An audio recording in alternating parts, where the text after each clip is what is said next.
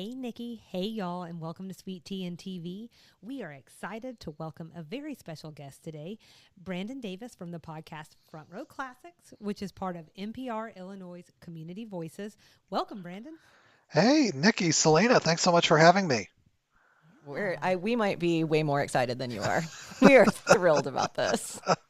Well, that makes me happy. Thank you. Well, we thought that it would be great for our listeners to hear directly from you a little bit about Front Row Classics and what that's all about. Yeah, so Front Row Classics, it's part of a bigger podcast network called the Front Row Network here in Springfield, Illinois, where I live. It was started by a friend of mine from college, but we have about, I would say, 4 or 5 different shows here on our network. I'm one of them, but we have a show called Beyond the Mouse, which is all about Disney, Disney films, Disney parks, all of that. We have a show called Front Row Flashbacks, which is about 80s, 90s films. We have shows called Guilty Pleasures about horrible movies that are still fun. So a lot of different shows here on the network, but I started doing this about a month into the network, so it was like July of 2015, so I've been doing it a little over 9 years now.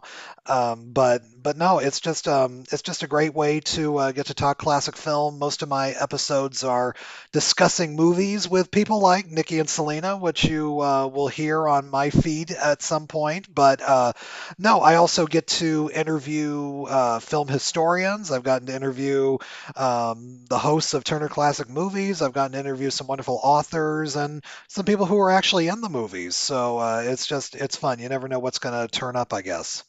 Yeah, and I'll just say too that, like, obviously we've tuned in for some episodes, not together. We do a lot together, but we Not listen to podcasts. podcasts along. But one thing that I really have enjoyed about a few of the episodes I've heard is like the multi-generational approach.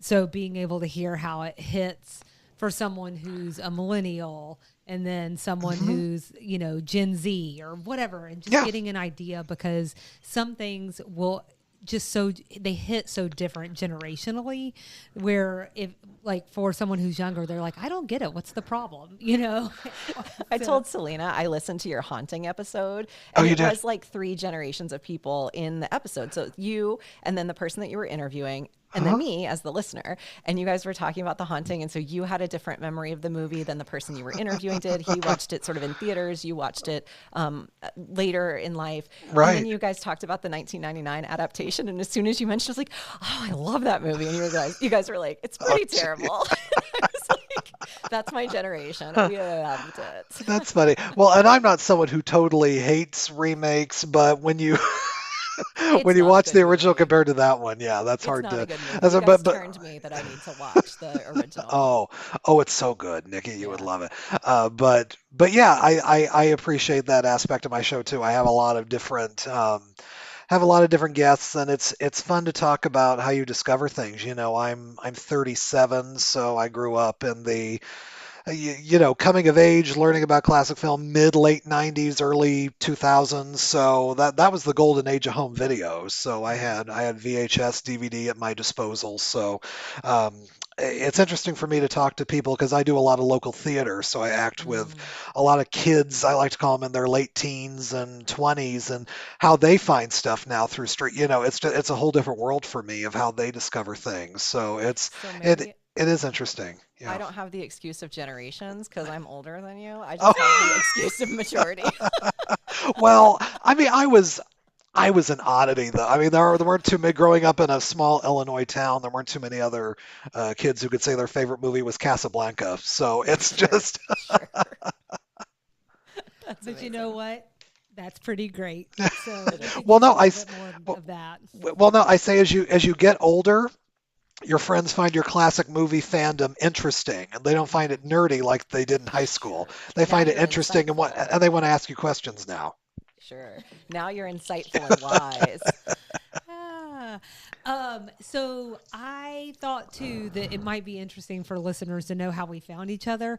I don't know if you know this or not, and I don't know how you would, because it's mainly been the two of us who have been interacting over Instagram. But Uh-huh. I think that Nikki had found you before we had really discovered each other in Oh, wow. preparing for an episode that we did about To Kill a To Kill a Mockingbird. Oh, Mockingbird. really? Yeah, Wow. so at the same time that I think we may have been messaging each other, she had already listened to your podcast. And so I thought you might think that was funny. Oh, that's great. No, I yeah, that hadn't was thought fun. about Yeah, that. I interviewed Mary Badham, who played Scout. Gosh, when was that? That was 2022, maybe? Yeah, January. Yeah, I still had my co-host Eric at the time, Mm. who is a dad of teenagers, so he doesn't have much time to podcast anymore. Understandable. But no, but yeah, that was a great episode. But yeah, I'm glad you discovered it that way. That's so funny. I That was our hadn't put the 100th timeline episode. together. Oh, let's see. There you go. It was Yeah. great. To Kill a Mockingbird was great. I don't know why I told you, like, not a black and white film watcher, but I watched To Kill a Mockingbird. I watched it Mhm. so many times just because I wanted to. I just Right. really liked that. So it's all coming together for me, Selena. The pieces are finally coming together. And then Brandon, you kind of stumbled onto us on Instagram.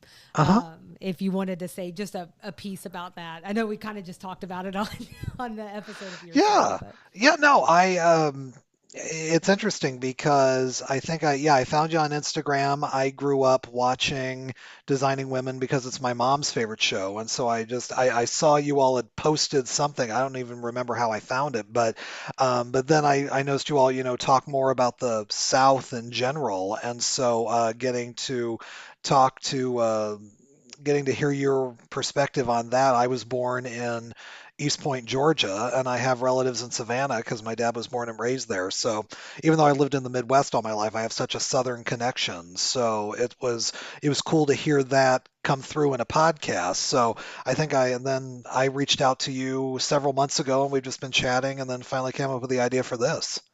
yeah. And so again, we're just so excited to have you here. Also for listeners, we did just record an episode for Front Row Classics where we talked about the 1949 Southern romantic noir drama, so many things. Flamingo Road, starring Joan Crawford. That was a really fun talk, and so we hope that you will turn into Front Row Classics not only for that episode, but other great episodes, especially if you are a classic movie fan. You all have covered so much and so much good stuff. So. Well, thank you very much. It's been a ride. I had no idea it would take me to some place. I've gotten to go to the Turner Classic Movies Film Festival for the last 2 years in LA. I've gotten to interview some incredible people, and so yeah, it's amazing. I had no idea this little podcast idea would take off the way it has, but I'm enjoying the ride. Well, and we're hearing all kinds of very interesting nuggets about you. So I know we have to stay designing women focused, but I want to learn a lot about Oh you now. gosh. So before we talk about the our ladies of the hour, if you will, I did want to say, funnily enough, that I'm actually like my family. Half of my family is from the Midwest. They're from Oh. Kansas, so I have I'm a Southern Midwest mashup, and there's a lot of lifeblood between those two areas. The only thing that's really different is the topography. Especially if it's small town Midwest like my family. But all that said, are we ready to talk about these ladies and a dash of Anthony? We have to. Absolutely. That's what we lured him here with. That's how we got him here. So, Brandon, you talked a little bit about, your mom watching it as you were growing up. So I guess my question is, did you watch it with her? Or have you rediscovered it maybe later in life?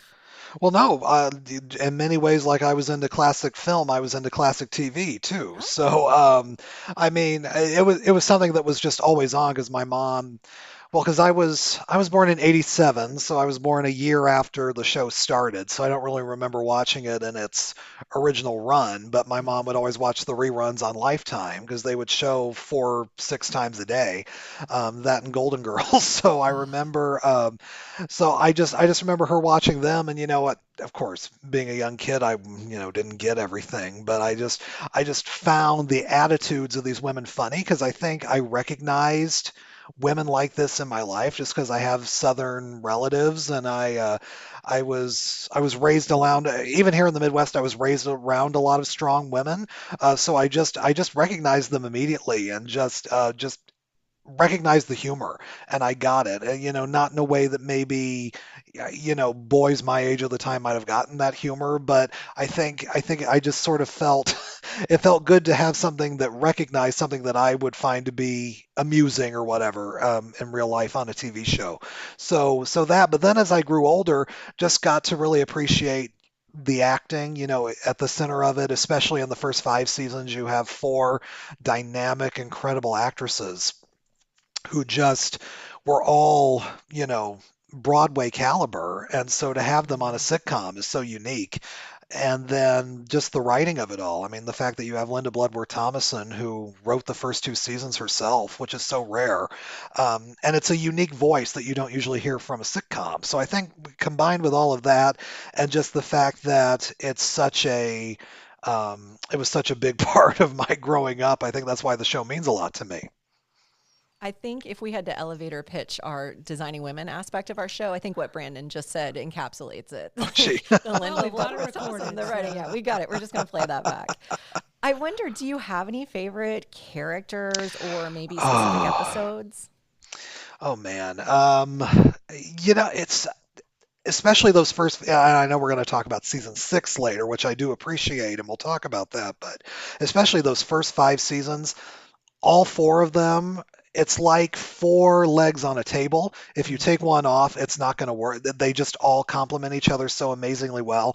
Um, I love, my mom's favorite is Suzanne Delta Burke. So of course I'm Sure, going to my say mom's that, too. because there was something just so she made a character where if you put another actress as Suzanne Sugarbaker, that character would be so grating and so offensive. But you put someone as lovable as Delta Burke in that role, and you just love that character. You can't help but fall in love with her. Um, and then of course, and then uh, I love, I'm so glad Gene Smart is having a renaissance right now, and people are really appreciating what Designing Women fans knew all along of how brilliant Gene Smart is. And then no one else but Dixie Carter could do those Julia Sugarbaker monologues. And then of course, you can't really single one out because they're all so amazing as an ensemble. But man, yeah, all those characters, they just each have their own unique voice. It's like they're all their own instruments in a jazz combo, and it's a perfect jazz combo. it might be like they're all parts of Linda. Right. Which Yeah. we've talked about before. Right. Maybe they're Oh, just different certainly. aspects. Oh yeah. Oh yeah. I'm sure that they're all different parts of her personality. Well, and I don't know if you know this or not, Brandon, but it's so funny that you were talking about Delta Burke being such a perfect fit because so Nikki and I just recently read her book from several years Hmm. ago, Mm-hmm. and almost 20 years ago now. And one of the things she talks about is there was a different person in that role because Hmm. the network didn't want Delta. Right. They actually straight up said no Delta. And that other actor, whoever it was not working out. And so Hmm. they flew her in like day of to shoot the pilot. And so I think that also just sort of adds fuel to that argument. Like you need a very special person to be able to come in and do that role and make that role work. Absolutely. And I think we did get a little bit of the taking away of the Suzanne and adding someone into that archetype in the form of Allison. And I think it was to Hmm. varying levels of receipt from the fans, mostly not enjoying her. I'm So angry. I'm finding myself to be a little bit of an Allison apologist. I find her, I think, appropriately grating to the extent that she's intended to be. It's not Julia Duffy's fault. The part just was not written likable. So there Yeah. was not, because Julia Duffy was brilliant playing Stephanie on Newhart, which is a very similar character to Allison, but Mhm. was written lovable. Where, she is this snotty, maid that Bob Newhart and his wife in the show employ, but they would never keep her around if she acted like Allison. So I think that that's what they were struggling to figure out, how to make Julia Duffy work in the show, because I think it really could have worked, but unfortunately Allison just wasn't written the way she should have been. Yeah, and I think you maybe had mentioned to Selena on Instagram that BJ becomes in season 7. BJ's a new character. We haven't Right. talked about BJ yet, but she sort of comes into that spot and Yeah. maybe fixes some of that wrong.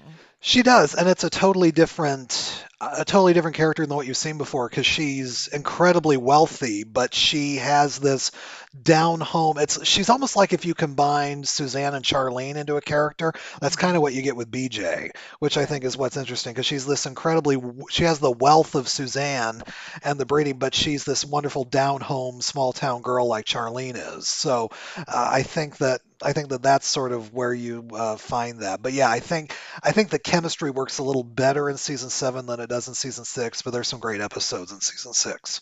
Yeah, I have. You mentioned Lifetime a minute ago, and I think Hmm. every elder millennial owes Lifetime something because Lifetime really exposed us to a lot of amazing TV. I watched Golden Girls as a Hmm. little one. Like my mom said Yeah. that I would like repeat back some of the things on the show about Bladge instead of Blanche. I would always ask about Bladge. But when Lifetime came around, like when I was in college, I would just have Lifetime on repeat in the middle of the Mm. night because they would play Designing Women episodes. So I think there's like a. I don't know that I've seen very much of season 7. So Hmm. I don't know much about PJ. So I'm really looking forward to that. Sure. But I don't find Allison as offensive, I think, as some other people Right. do. I also think we were curious. What do you think about designing women in the landscape of other TV you watched growing up? For me, the obvious touchstone or obvious comparison point is Golden Girls, Right. for women. But I wonder for you, maybe you were a little more varied in your Ye- television watching. Yeah, I mean, I think I even heard Linda Bloodworth say this in an interview one time. Designing Women was kind of like a rare bird. It's so different than other shows on TV. And like CBS didn't really even know what they had almost with it. Because Golden Girls kind of, you can kind of look at them and actually it's interesting because if you look at the 80s, you had three sitcoms with four female characters at the center for different ages. You had Golden Girls, you had Designing Women, and then you had The Facts of Life for a younger Mm. girl. And they all four characters on each shows kind of follow the same patterns that they all kind of have, which is Oh, kind of interesting if you think yeah. about it. But no, growing up, it was funny. I kind of watch. I It's funny now watching shows. It's funny how we change because I watch a lot of drama now, but when I was young, I didn't really. I was always into comedy, so I watched. Um, I was into Everybody Loves Raymond. I was into Family Matters. I was into all those TGIF shows certainly growing up, but I Yes. also I Speaking my also love language. I Yes. loved, but I also liked more adult. I liked Cheers. I liked Frasier. Hmm. And then into I always say probably if you were to ask me what the two greatest sitcoms are in TV history, it's I Love Lucy and Cheers. I think those two are my touchstones in terms of just what a great sitcom can do. Hmm. But my dad is a big fan of Andy Griffith, so I grew up watching Andy Griffith. So I was really varied in what I watched on TV as a kid, and it was kind of what my parents introduced me to. And it's interesting because my parents loved TV, but they really weren't movie fans. So the classic movie part was self-discovery on my part. But yeah, it was real in terms of TV. It's kind of what I got introduced to. Yeah. Yeah, well, I have almost all of those same touchstones in one Hmm. way or another. I remember my parents watching the final episode ever of Cheers. Hmm. I was a big Roseanne fan growing up. I remember Hmm. sitting in a hotel room in Florida watching the final episode of Roseanne. But Andy Griffith was a big hit in our house because my parents just, Hmm. we had a bird named Andy and he would hum the Andy Griffiths or whistle the Andy Griffith song. So, Yeah. yeah, I love that you shared your two favorite sitcoms. And then Yeah. I think the next thing we wanted to talk about a little bit was connections of Designing Women to old Hollywood classic films, because I think that's sort of an intersection between our Hmm. show and your show. And you can help us. And you can help us, Oh, most gee. importantly. Ah. Sure. Well, actually, I thought maybe so. There are so many different movie references across Hmm. Designing Women. There are whole episodes where you realize, oh, this is one big homage Hmm. to said movie. Or then, like, sometimes they're just dropping in references over and over again. Deliverance is a classic example of that. Gone with the Wind, Whatever Happened to Baby Jane. I'd say that might be three of their very favorite movie references in Sure. one way or another. But there also are things that have been discussed in more one-offs like Song of the South, which has an incredibly interesting backstory to it and so much there to discover and explore. We're talking about a movie that will never come back out of the Disney vault. Or maybe you have an All About Eve, which comes up in season 6. And so because we have so many different ones that could come up, where would you like to start? We want to offer that to you. Oh, okay. Well, the three of us just discussed a Joan Crawford movie, so let's start with, let's just start with Baby Jane because Okay. I think it's kind of the most obvious because especially in season 6, The Strange Case of Clarence and Anita, I mean, there's a whole episode where, I think it was a fun idea to really create an episode that was so topical at the time, which is really serious, and the fact that they were tackling that, but then to add that little subplot of Julia Mary Jo being in a production of Baby Jane. I just think that that's a fun idea because you're really giving the audience something amusing while discussing a very serious topic. But yeah. Well, and LBT came back to write this one. Yeah.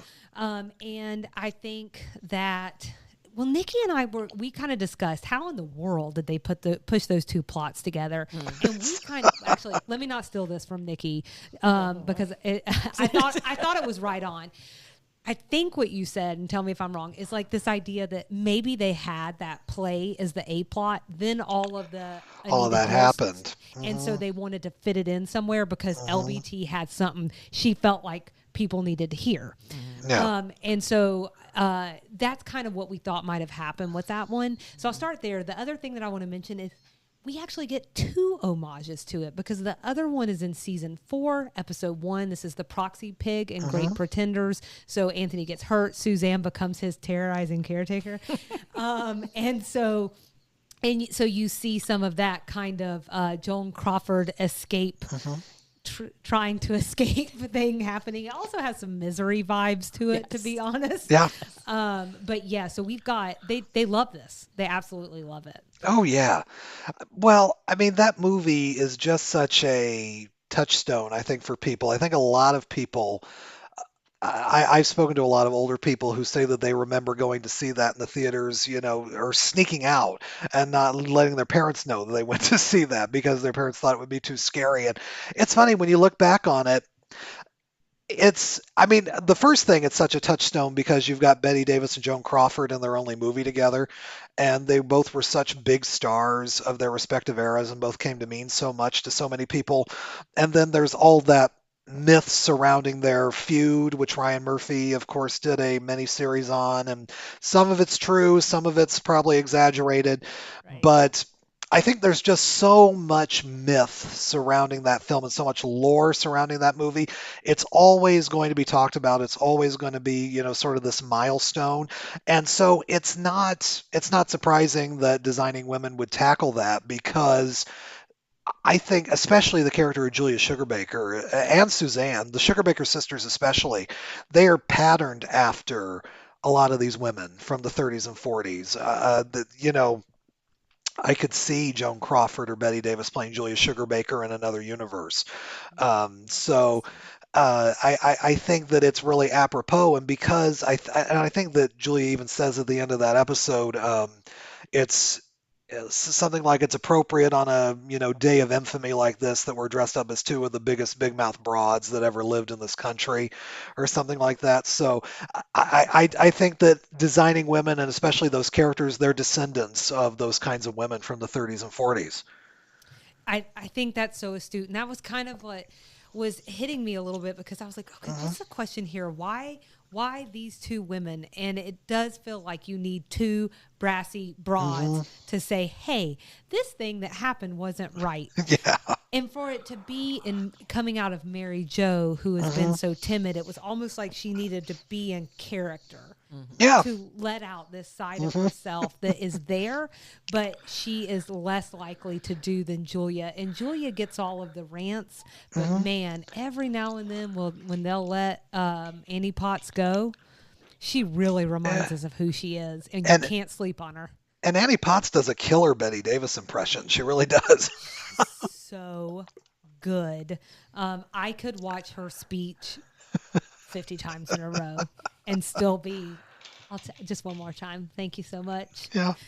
But yeah, Baby Jane is, especially for your listeners, if people haven't seen it or they haven't seen it in a while, it's a remarkably well-made movie. I think a lot of times it gets sort of passed over as a camp classic, and there certainly are campy aspects of it, but it is a scary, heartbreaking movie because it really tells you how Hollywood discards older actresses and what sometimes older actresses have to do in order to survive. Now, it does it in a very over the top horror manner, but it's really, I mean, it's the suspense still works, and especially Joan Crawford is more of the passive role in it, but Betty Davis. Man, it's a tour de force performance and one of her best. So yeah, that's a movie that holds up. So I watched it for the first time last Is it night. too scary for me? I don't think so. Okay. No, it's more suspense, really. It's edge of your seat, but it's not. There's nothing that's going to keep you up at night. I wouldn't think. It almost feels like family drama. Oh, okay. Yeah, That's right up my alley. But like really dramatic. It's sibling rivalry on steroids. Okay. Kind of. Okay, I can do that. Yeah, I don't know. I'd want to have Thanksgiving with them. It'd be a little No, tough. no. But it is. I don't know. You really hit on something there too. I imagine, they were both. I think maybe Betty Davis was 53 and Crawford was like 56 or 57, and to have two women leads doing that, like in that era, even in the early 60s, I think really came across as singular. America was shocked to see two glamorous women looking grotesque in that way.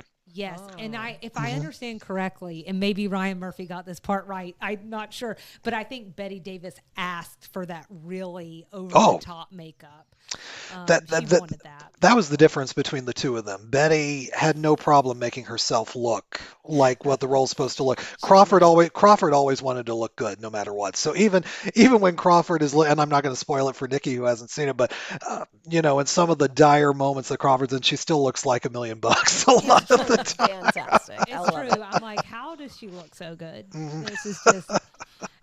So I went down a rabbit hole on this one because it struck me in one of the early seasons of Designing Women that it was one of LBT's favorite plot devices to take a classic movie, which obviously I didn't know the movie, so I'd have to go do a lot of research to understand, but to take it and turn it into a plot about the Designing Women.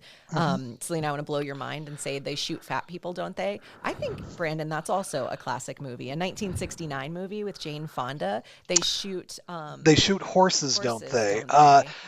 The episode the episode doesn't really have a whole lot to do with them. I think it's just a clever play on the title, because the movie They Shoot Horses, Don't They is really it's about a dance marathon. It's about a dance marathon So crazy. and the Great Depression, and it's a brilliant movie, but you really have to be in the mood to watch a really depressing movie when you watch it. Sometimes you are. Jane Fonda. It stars Jane Fonda and a lot of other really solid actors in that movie. But it's about desperation during the Great Depression and what people are willing to put themselves through in that movie, and so some really tragic consequences toward the end. But yeah, I think that episode is really just more a play on the title than anything, because it doesn't have as much to do with the plot.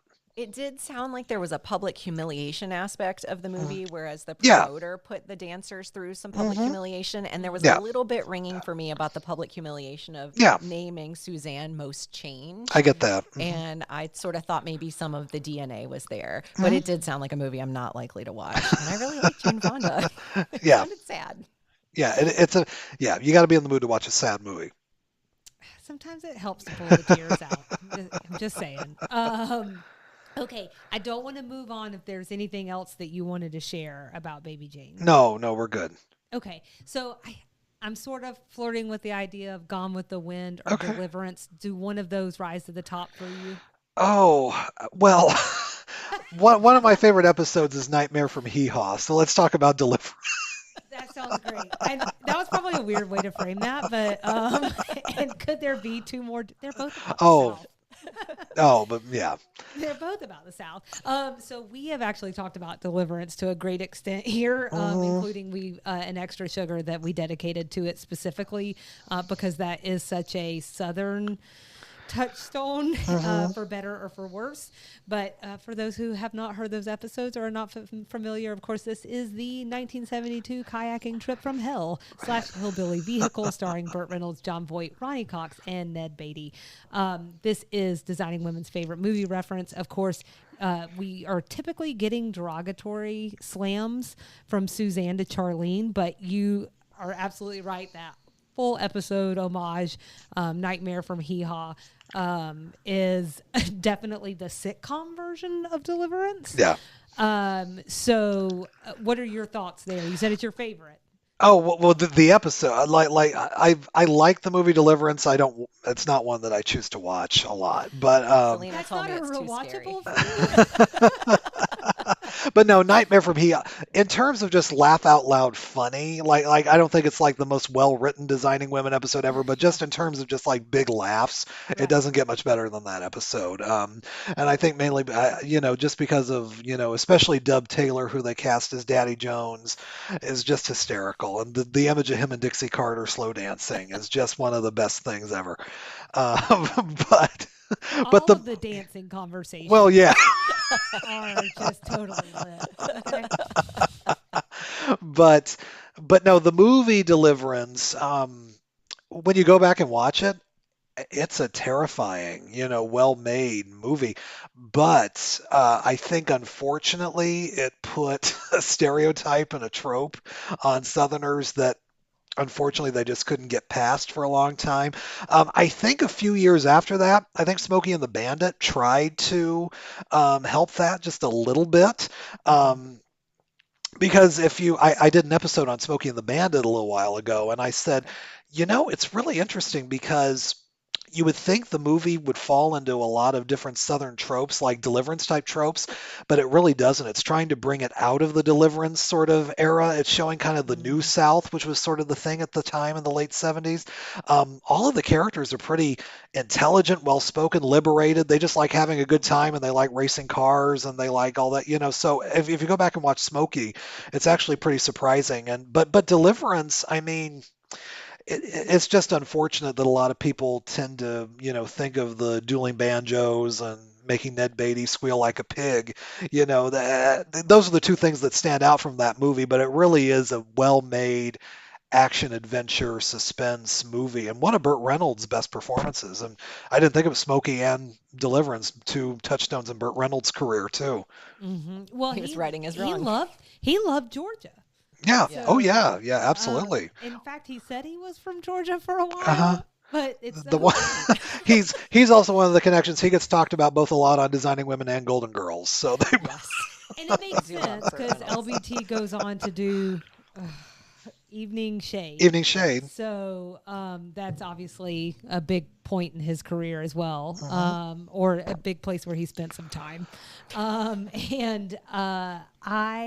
So Deliverance was tough for me. I have a little bit of a struggle with the 70s pacing of movies. Oh, okay.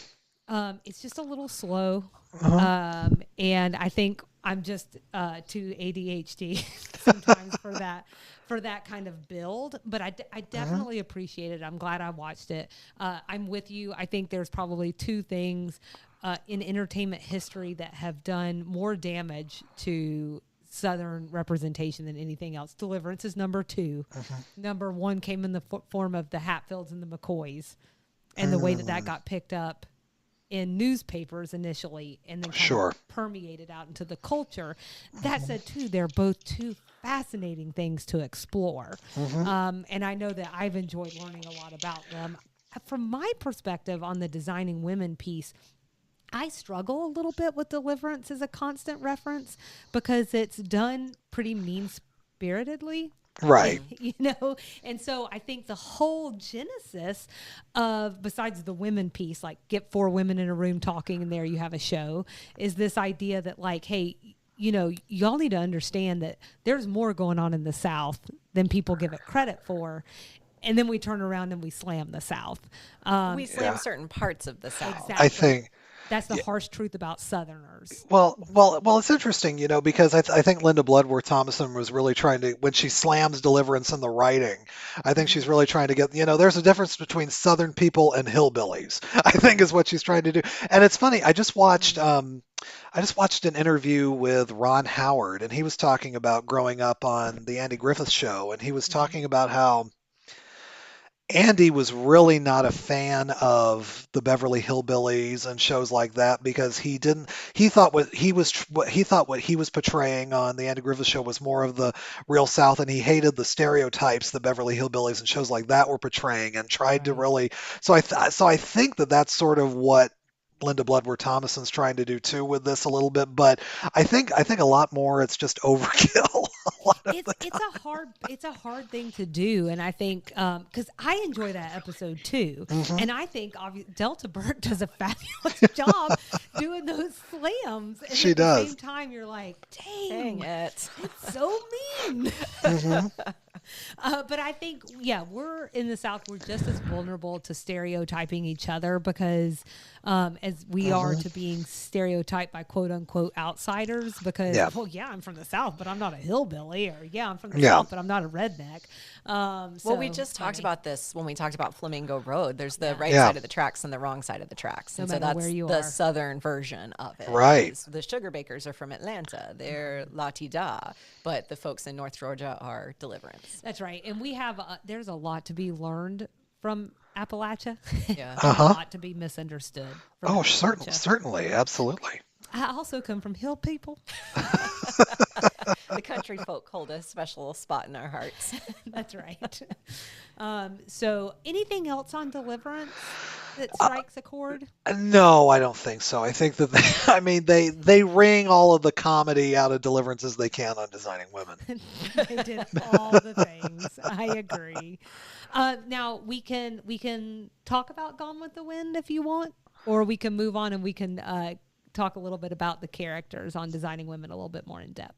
Gone with the Wind's pretty obvious. I mean, the whole you haven't gotten to season 7 yet, but the whole last episode of Designing Women is about Gone with the Wind, because all the characters get to play Scarlett O'Hara in that episode. But you'll get to that. But No no, I mean, spoilies, Brandon. no, I won't spoil anything for you. But but no, I mean, Gone with the Wind certainly throughout the whole 7-year run, it just permeates over everything. And I think because Gone with the Wind is such a touchstone for the South, good and bad, Mm-hmm. I think that I think that uh, personally, and I'm just going to say this, I think Gone with the Wind is a fantastic movie. I don't agree with its thesis that that that the Old South was wonderful, but I think that it's an incredibly well acted 3.5 hour Technicolor soap opera, and that's the way you need to look at it. It's this fantasy soap opera with an amazing performance by Vivian Leigh. Um, and I think that, it just represents so much of what old Hollywood could do. And it's just kind of it's the apex of that kind of movie making. Unfortunately, it just totally glosses over the struggle that African Americans went through at the time. And but yeah, it's such a touchstone. It's such a milestone for every bit of Southern history and Southern lore, and it's such a huge movie in history that, of course, Designing Women is going to have that hanging over its head because you've got 4 strong women in the leads, and you've got a strong woman at the center of Gone with the Wind. So it's going to be that, and it also helps that Delta Burke looked, especially in the first couple seasons, looks so much like Vivian Leigh, and she even talks about that in one of the episodes that she gets that all the time or something like that. But I get that all the time. but That but must but be so hard for you. but yeah, so yeah, it permeates through all of that, and I think it encapsulates so well on the episode where they're doing the tour of homes. Hmm. And I think Julia in her final speech sort of encapsulates all the Oh, Southern feelings about that. such a great episode. The image can be an insult to the South because it's an insult to all the people that did live and die there for so many reasons. But yeah, it's always going to be part of that history and lore. I mean, that's so perfectly put because I think we, this idea that in watching something like Gone with the Wind, it is an opportunity now, I think, to have that conversation about how, like, yeah, this wasn't appropriate. Yeah. Like, we're not condoning it. We're not, like, everything, the glorification of slavery, we're not into that. Meanwhile, Vivian Leigh, you're right. I mean, she is just mesmerizing. You literally can't take your eyes off of her. So there are these aspects that, I mean, I will forever remember her in that red dress. Yeah. Just standing there with that eyebrow. There's just, that is like emblazoned in the back of my brain. But yeah, also, I wanted to mention one other Designing Women episode, which is season 2, episode 7, Heart Attacks, and Charlene compares Suzanne to Scarlett O'Hara. She does. Yeah, she's always so flighty, and now she's just all over this one heart attack. And so it is kind of, it was a really like capturing that good side of Gone with the Wind, that interesting character development, and doing that through the show and through Suzanne specifically. Because just like sort of the history of, well, not just the South, the history of America, it's a mixed bag. So you got to take the good with the bad. And I think that's what I love about podcasts like yours, and what I hope people can take away from ours is there's a way to be critical of art, and there's a way to take it for what it is. So you can do both things and hold both things. And I think it's something we really struggle with in society, is to have this nuanced view of things, but you can absolutely still appreciate a piece of art from decades and centuries ago while still taking into account all of the things that it couldn't take into account for whatever reason. Absolutely. And then you also, what other movie did you bring? Oh, All About Eve. That's, I think, well, first of all, I think All About Eve is the probably one of the most perfect screenplays ever written. And then that season 6 episode, the Ode to Atlanta, I think that's a wonderful tribute to All About Eve, that whole episode. So it's the same general concept, right? Like, I mean, in a comedic way, but it's well, first of all, Betty Davis is amazing in it, and but yeah, I mean, you've got the character of Heather, who's very much like Eve Harrington in a more comedic way, who comes in and. Except in All About Eve, Betty Davis plays Margot Channing, who is this huge Broadway star, and Eve Harrington plays sort of her number one fan, who is so mousy but so loyal and so incredible. And Betty Davis as Margot just takes her in, and little by little, she becomes Margot's understudy. Then she ends up taking the I don't want to spoil it for everybody, but it's a great moment, and that episode is a wonderful tribute. All I could think was it sounded like the award-winning version of Single White Female. And like, I really want to see it now. I also tend to think about that being kind of a breakout role for Marilyn. Marilyn is one of her very first movies. Right. So, and I think she's such a scene stiller that's what pops for me before anything else. She does steal some scenes in it, which Betty Davis did not enjoy. You don't say. That's not a broad I'd want to be on the wrong side of. But that was Nikki who caught that. I also wound up going back, and they literally say directly that it's all about you. Yeah. I was like, how did I miss that completely? And that's how I caught it. It's right in my face. I'm like, such good sleuthing. How did you find it? I love when she thinks that. Now, real quickly, because I think we're going to do a little a fun activity that Nikki thought of with this, if Designing Women had been made in old Hollywood. Yeah. But before we get there, are there any movie references that you just feel like we've totally skipped over or missed? I'm trying to think. I mean, they're all over the place in so many episodes. I mean, it's not a movie reference, but I love in the episode The Women of Atlanta, the whole tribute to Lucy in that episode, because that episode was shot right after Lucille Ball's death, so that was a Designing Women's tribute to her, which was wonderful. I mentioned in our episode that you recorded with me about Joan Crawford's movie Mildred Pierce that she won the Oscar for, and I think it's the episode where Mary Jo and Claudia, her daughter, are dating the same guy. That makes sense. And Charlene says that it reminds her of Mildred Pierce, but then she goes on that huge uh, that huge tirade that ends up talking about celebrities who do commercials and things like that. That's one of my favorite references too. But yeah, I don't think there's a single episode of Designing Women where they don't make some kind of TV or movie pop culture reference. Yeah, I It's think very Gilmore Girls. LBT must have like Hmm. just the most encyclopedic Hmm. knowledge of, yes, and it very much so reminds me of Gilmore Girls. And we've Hmm. talked they would just really just go off like busters if they don't know Hmm. each other somehow. And I was thinking actually Brandon and LBT would have a lot to talk about because I think you guys could go toe to toe on experience and knowledge. You're encyclopedic here. That's Well, yeah, impressive. yeah. Well, thank you. I appreciate it.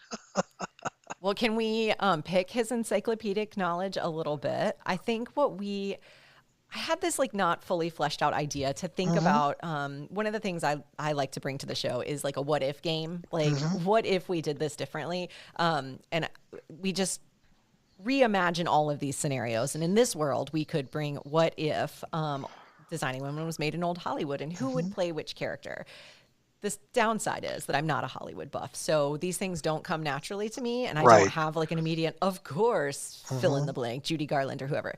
So I asked ChatGPT. Selena did a very thoughtful exercise where she Uh-huh. actually researched. So I think Selena has some suggestions as well. And then we'd love to see what you think. So I Okay. think what I can do is I can tell you the character, Julia. We'll start with her. And Yeah. then I'll tell you what ChatGPT says. We can Hmm. talk about whether we think that makes sense and then Sure. see what you guys both think in terms of who would be better. Okay. So, Julia, Katherine Hepburn. So, Chatty says, with her sharp wit, strong presence, and real life advocacy for women's rights, Hepburn would be a perfect Julia, delivering powerful speeches with the conviction and intensity the role demands. It. What do you think, Brandon? I can see it. There are others I would pick above Katherine Hepburn for that role, but no, it totally. I think Katherine Hepburn was a real life Julia Sugarbaker. She in the movies, the roles that she played might not necessarily fall into that pattern, but Katherine Hepburn definitely was like a Julia in real life. Although I would say. The wonderful thing about Julia Sugarbaker is she is a feminist, but she's also feminine, Mhm. which so she walks that line brilliantly. Katherine Hepburn.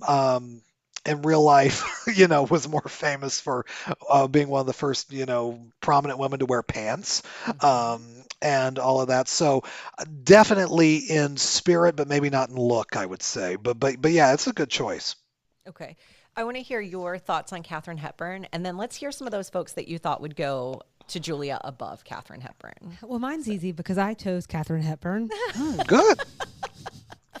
And I definitely did it for like they're both beautiful, but Hmm. also like Katherine Hepburn is known for playing these strong characters. Hmm. I agree, maybe not in the same tone, but strong characters. Hmm. Trailblazer feminist in real life before that word was really even used, and then she just refused to conform to societal expectations of women, Hmm. and I think that rings true of Julia. Um, Outspoken, assertive, athletic. We did have a whole episode dedicated to Julia running. we did. Um, and there are I think there's a certain level of like independence in a modern woman and being able to influence like how the perceptions of women are Hmm. changing. I think all of that is in the sauce there. To me, that is the Julia archetype, or rather, Julia is the Hepburn archetype. So that was that. So me and Chat GPT, we're right here. You're right there. Yeah. Yeah. What did you think, Brandon? Who else would you put in that role? Well, I mean, it's interesting. I think that Julia's kind of an amalgam. I think she's got the style of Joan Crawford, but she's got the attitude of Katharine Hepburn. So I think that works. Um, Ooh, I get that reference now, the Joan Crawford reference. She's got the style. I know that now because we did Flamingo Road. Thanks for that. but somebody who I could also see playing Julia would be Barbara Stanwyck. I don't know if you two are familiar with Stanwyck's work all that much, but Mhm. a very tough, beautiful woman of who could stand toe to toe with a man, who had principle. Let me see who else at that time. I think Lauren Bacall would have been a great Julia Ooh, Sugarbaker. yes. Yeah, And the there's a lot voice of. to match. Oh yeah, yeah, the voice to match too. There probably probably not so much Lauren Bacall like during the 40s because she's only in her teens, 20s when she first came on the scene, but probably like in her mid years or whatever, she would have been a great Julia Sugarbaker. But yeah, I mean, there's so many women at that time who could have, pulled that role off. Okay. Okay, I'll buy it. I'll allow it. Suzanne. This one Ooh. I like immediately knew what ChatGPT was going to suggest. So Marilyn Monroe or Lana Turner. So it says either could capture Suzanne's flirtatious charm and love of beauty. Monroe would bring a slightly softer comedic side, while Turner could lead into the glamorous high society element. What do you think about that, Brandon? It makes sense to me. I don't know. We'll get to it when you get to me, but I have a couple other blondes in mind Okay. for the Suzanne role. But no, Marilyn has the attitude and she has the comedic chops, but I don't know that she has that sort of bulldozer thing that Delta Burke has, where she can just run over lines of dialogue the way she does. Lana Turner.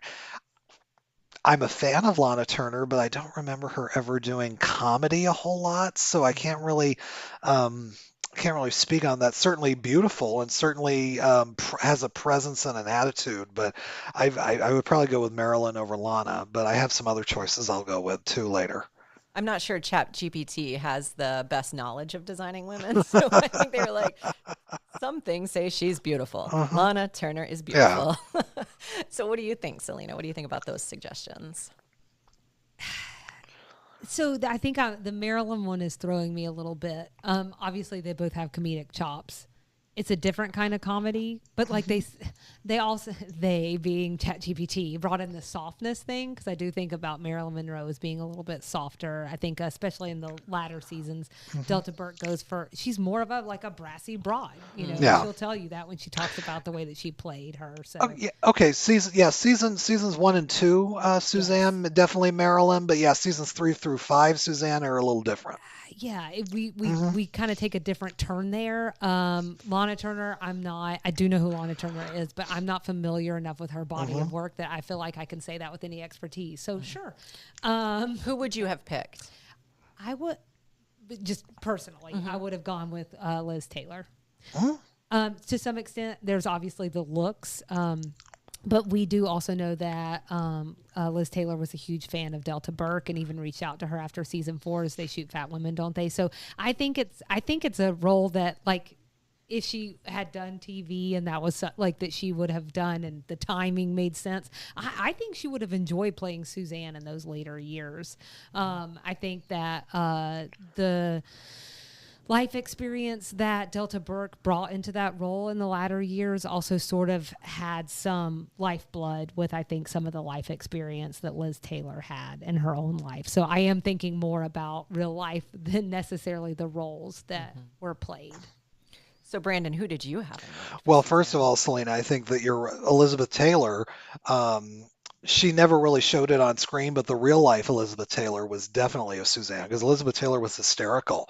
If you ever watch her in interviews, especially down the road, and anyone who ever knew Elizabeth Taylor said that she she loved a good dirty joke and she loved, she had such a great sense of humor. But I was thinking in terms of people who played certain characters. I was trying to think about dark-haired women, just to go along with Delta Burke's look, but really the style that Delta Burke uses to play Suzanne really is more of like a Carol Lombard or a Jean Harlow. Um, Okay. because well, I just did an episode on the screwball comedy My Man Godfrey, and Lombard was so beautiful but so funny, and she captures the childlike ability that Delta Burke does as Suzanne. So I think it really, really works well, and the same thing with Harlow. Harlow was a stunningly beautiful woman, but was absolutely hysterical and could be so funny and so childlike as well. So I think those are two that I would go with. Okay. I like it. I like it. So for Mary Jo, ChatGPT suggests Judy Garland. Known for her relatable every woman appeal, Garland would bring heart and warmth to Mary Jo's character. Her struggles with single motherhood could resonate powerfully, given Garland's public image as a down-to-earth start with a complex personal life.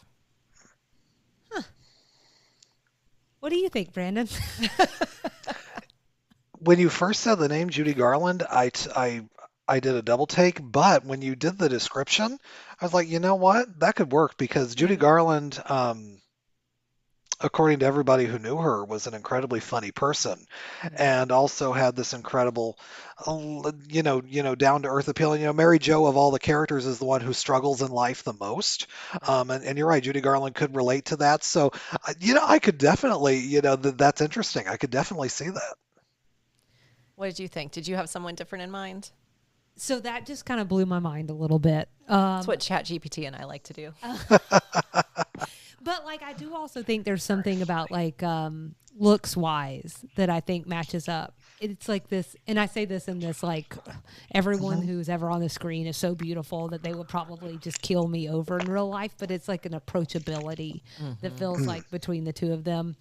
I actually went with Lucille Ball. So I flirted with the idea of a couple of other redheads and ultimately landed here. And here's why. I think people picture I Love Lucy, Lucille Ball, and maybe don't realize that she was actually a total babe. They really played her looks down for that part. Sometimes I think people also miss just how drop-dead gorgeous Annie Potts is. But it's not just about the looks by any stretch. It's also that they both have epic comedic timing. And I also chose Ball because I think it's fair to say that they both have films under their belt, Potts and Ball, but they're really best known for TV. And for a little Southern movie connection, Lucille Ball auditioned for the part of Scarlett O'Hara. And so I didn't, which I think is interesting. I can't even wrap my mind around it, but I would have liked to have seen the audition. But that's my pick. Was there anyone else you thought of, Brandon? It's funny. I was thinking about, you bringing up Lucy, and she did some wonderful movies before she got into TV. It's just Hollywood really didn't know what to do with her because she could kind of do it all, and they couldn't put her into one thing. So it took TV to really give her that whole her whole dynamic because she could do it all in TV. So yeah, I think that it's funny. This was the one person where I think it's because Annie Potts has that stunning red hair, where it's hard to think of anybody but a redhead in that role. So I was thinking about, just certain people who have sort of fiery personalities, because that's what Mary Jo needs. And one of the redheads that I thought of was Maureen O'Hara, who I think would have been really, really great in the role. She doesn't quite have the vulnerability of Annie Potts, because somebody who could go toe-to-toe and fight John Wayne in a movie doesn't have much vulnerability, but Maureen O'Hara has the fire of that Mary Jo needs, and you could really root for her because she's so down to earth. I almost went with Maureen O'Hara. I was this close. But and then I blew your mind with Judy Garland. You blew my mind with Judy. All right, so we'll do Charlene, and then I'll tell you guys what ChatGPT picked for Anthony, Bernice, and Allison, cool. And we can just do a quick thumbs up or thumbs down. So for Charlene, ChatGPT picked Doris Day. Day's wholesome, bubbly charm is ideal for the sweet-natured, endlessly optimistic Charlene. She'd bring lighthearted humor and compassion, making Charlene the moral compass of the group. What do you think about that, Brandon?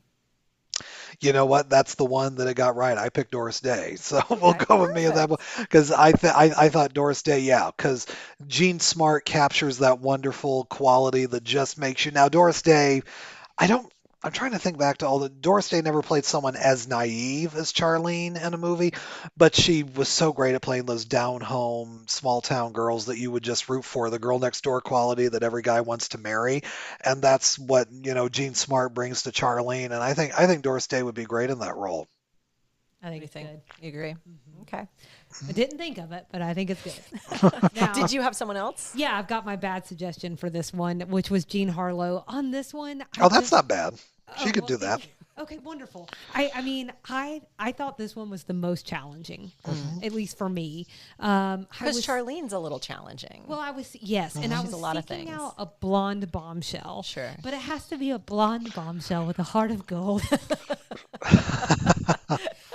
thought Marilyn Monroe felt too obvious and a little off. Harlow, blonde bombshell, and in real life born in Missouri. So just like Charlene, quite a bit shorter than Jean Smart. So I was having a little trouble wrapping my mind around that. And like I said, I do know who, like I said, that with this exercise, like I know who Jean Harlow is, but I've not seen a movie with Jean Harlow before. So. Harlow could do either Suzanne or Charlene. She could pull it off. And and there's some similarities between them too. I Yeah. think it's just two different sides of the tracks, right? So I think I don't know. Like Charlene does have a little bit of like a sex pot thing going Yes, for her, especially in the early seasons before she gets married, has a baby. And maybe before she did a little vying for like, can you give me a little bit more depth? Which it sounds like she did. So, all right. So for Anthony, we get Sidney Poitier.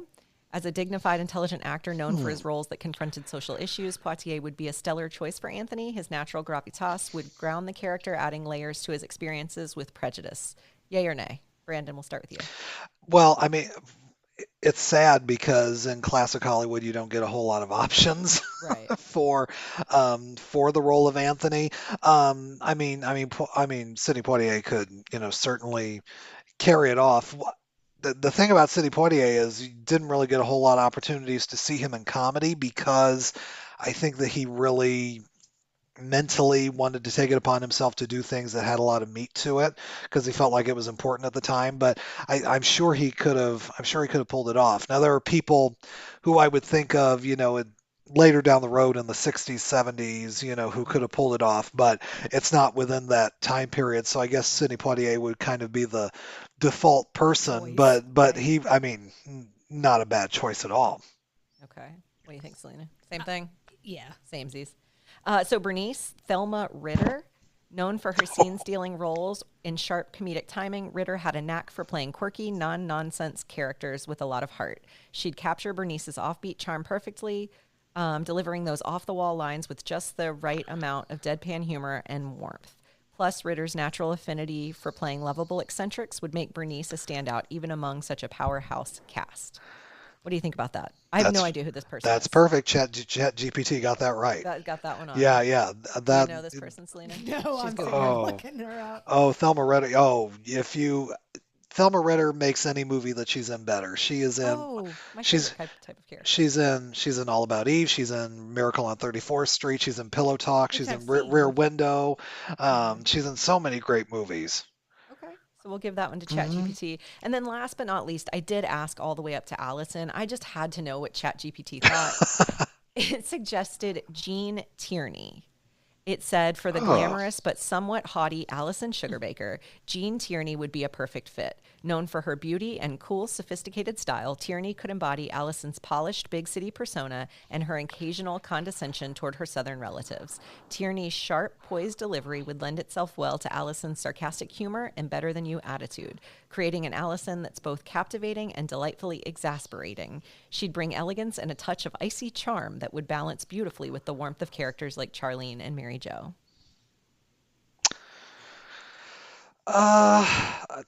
It's interesting because Jean Tierney, she did have an icy, for most of her movies, she did have an icy quality to her, but I think Julia Duffy's funnier than Jean Tierney, so I don't know if she could necessarily pull off but if you were looking for like an Alison Sugarbaker in real life, maybe Jean Tierney could have pulled it off, but and Jean Tierney was gorgeous, but yeah, that's interesting. But I'm trying to think. I can't really think of too many people who could do that and pull off an icy exterior, but also be funny. That's a hard one. But yeah, I don't know that I would go with that. Okay. Any thoughts, Selena? I'm over here Googling. Okay. Perfect. Well, I know we're running short on time with you, Brandon, and we Oh, don't you're want to take fine. your whole day. And you've promised us we might get another chance to talk to you maybe Yeah. about a Betty Davis film. So we'll have more Mhm. chance to talk. But we do have some major themes of designing women that I also thought would be interesting to briefly talk about Yeah. how those might have been adapted in more of an old Hollywood way. I think one of the ones was Southern culture, and I think we addressed this a little bit in the episode we did with you on Mhm. Flamingo Road, but I wanted to talk about it just briefly here. So I think when I was thinking about this, my initial reaction was that maybe we'd lean more into that season two Dash Goff sort of approach Mhm. to designing women, very over the top antebellum. I just sort of think I had this perception that that was the way we delivered the South to people in, the 40s and the 50s. But then we watched Flamingo Road and we saw how like downplayed the southernness of it all was, which got me wondering if I might be wrong. Like even To Kill a Mockingbird was like a little bit conservative in its approach to southernness. Mhm. Part of its whole plot line was that it was happening in the South, but I don't feel like we really leaned into that in a major way. So we talked about this a little bit on the Flamingo Mhm. Road episode, but that got me wondering if there was really sort of an editorial decision being made back in the 40s and 50s, old Hollywood times, to really not make something too location specific. So I'm going to talk about that a little bit and then just see generally how you think they might have approached the southern part of it all. I don't know. Well, first, I mean, designing women in the South is such a part of its identity, so Hmm. you have to incorporate it. It's interesting when you think about Southern movies or movies that take place in the South, because most everything was filmed in Hollywood at that point on a soundstage or on a backlot. But no, I'm like, if you look at a lot of movies, most of them are antebellum themed, Civil War, whether it's Gone with the Wind or whether it's Jezebel with Betty Davis or whether it's Reap the Wild Wind. They're all these big Harlequin romance Southern melodramas. Um, and then the movies that would take place in like modern day in the South, like Flamingo Road, um, they were all more kind of and we said this in our episode, general small town USA, because I think they wanted to appeal to a mass of people. Um, if you would look at, westerns or something like that, a lot of those, would be set in Texas or would be set, more westerly than, the southern United States. So a lot of the movies that took place in the South were more sort of historical pieces, which is interesting. So I guess it was because movies back then really wanted to appeal to the biggest mass audience that they could.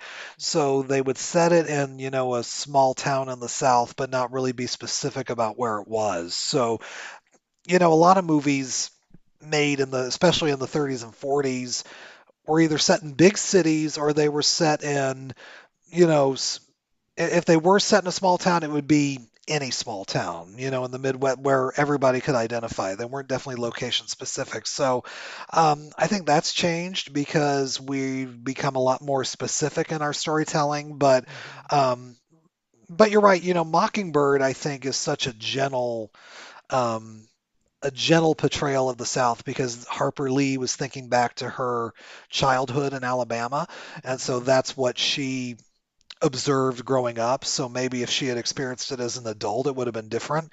Hmm. Um, but yeah, I think it's more like we got, especially in the 30s and 40s, Hollywood's idea of the South as a whole in the mainstream, and we know that every state in the South has almost its own identity and is different, but I think Hollywood really wanted to make sure that everybody was sort of led into the circle.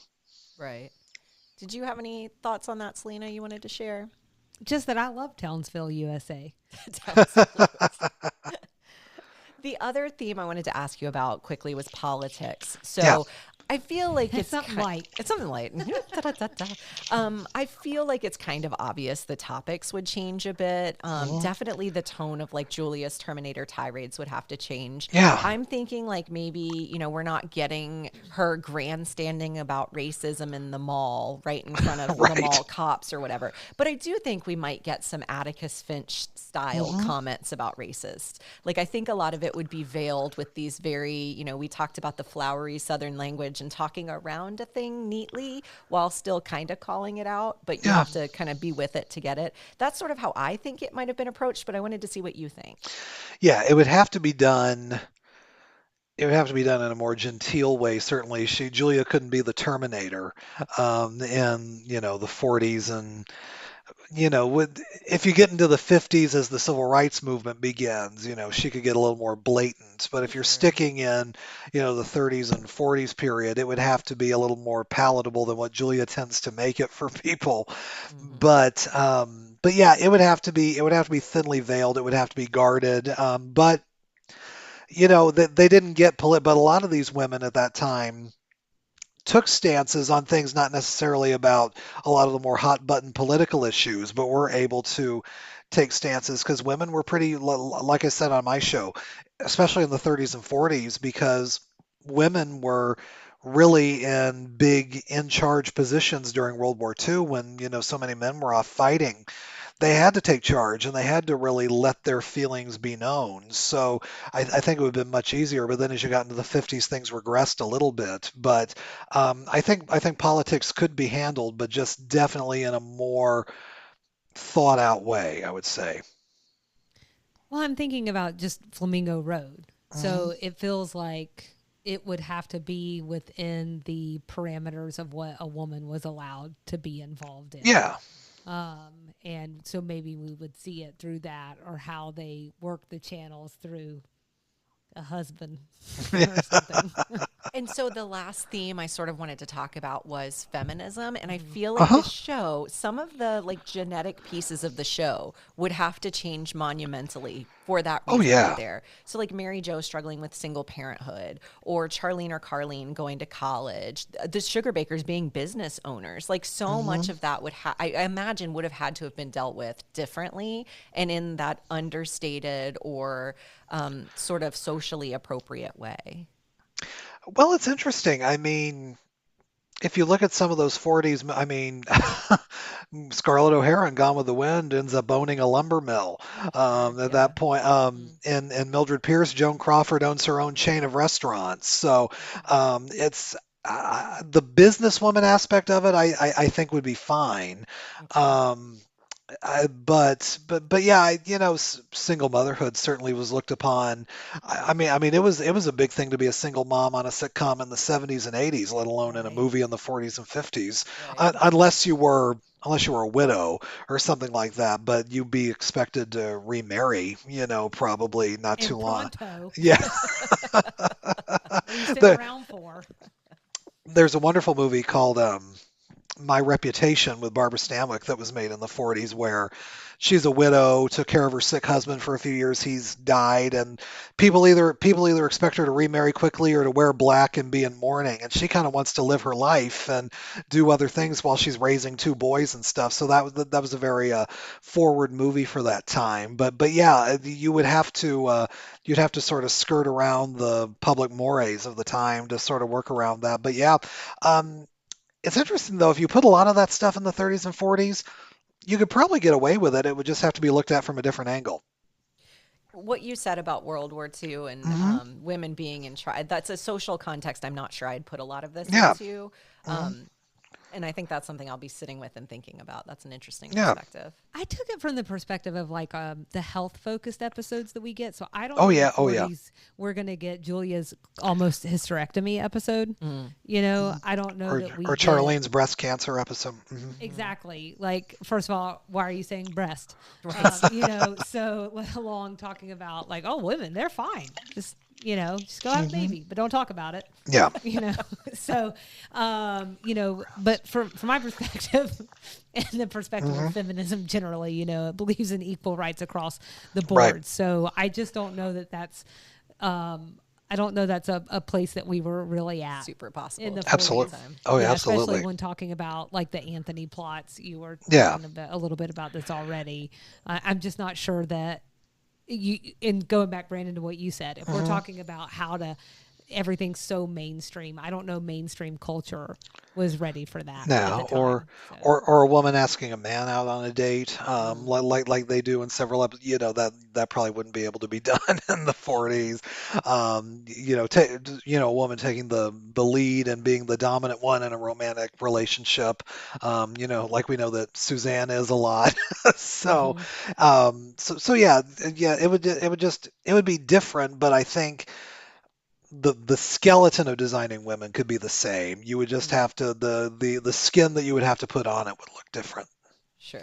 I do think it's worth saying that LBT kind of gave us some insight into what she thought with the fever, the World War II fever dream episode. Oh yeah. So that, which is actually also another movie reference to Hollywood Canteen. Yeah. But you have Julia, she's the brassy, brazen broad. Charlene is the salt of the earth, good-hearted waitress. Mary Jo is the sexy cigarette girl, and Suzanne is the untouchable beauty queen. Miss Warbonds. Yes, this feels like some 40s tropes to me, but Brandon, I guess you would definitely know better than either of us would. Yeah, they are. First, I love World War II era movies. Yeah, there's something about that. But yeah, I don't know necessarily. They were references. You would see women like that in movies, but I think a lot more you would see them in real life at the Hollywood Canteen or different. Well, there was a Hollywood Canteen in LA, a Hollywood Canteen in New York, just all these different places. And yeah, women taking jobs like, cigarette girls and things like that. But yeah, you would see, I think Julia's kind of being an amalgam of different celebrities who would entertain the troops at that time. And then, buying war bonds was a huge thing. So Suzanne playing, a pageant queen sponsored by war bonds was true. So, that there's so many things that they're parodying in that, but, definitely true to life. And, there's so many World War II melodramas that sort of focus on Charlene, being sort of this bride who's waiting for her boyfriend or husband to come home and marry him, not knowing if he's going to come back again. And they do a ton of World War II movie references with Charlene because she fantasizes about World War II movies all the time. All the time. It's her favorite thing to do. Yeah, I think that is. I think that's playing on something that LBT really, like any kind of interview I've read with her, she seems very romantic in that way. Yeah.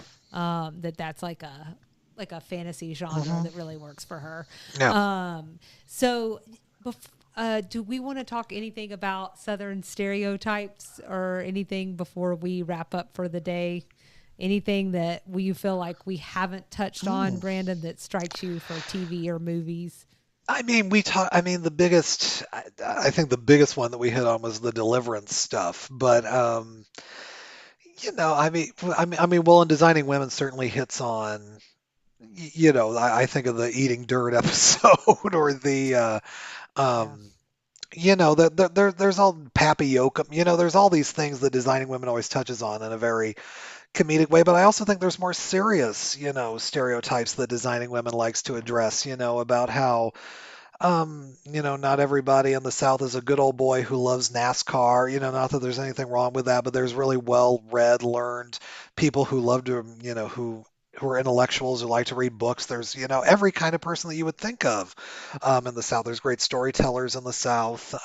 So it's just, unfortunately, I think film and television has put under a microscope certain aspects, that unfortunately get overemphasized in our popular culture. And so, hopefully, people have a more well-rounded view of the South now than they did even back when Designing Women was on. But it's always going to be a struggle. But thank goodness there are good examples in our media, in the past and right now that can show you differently.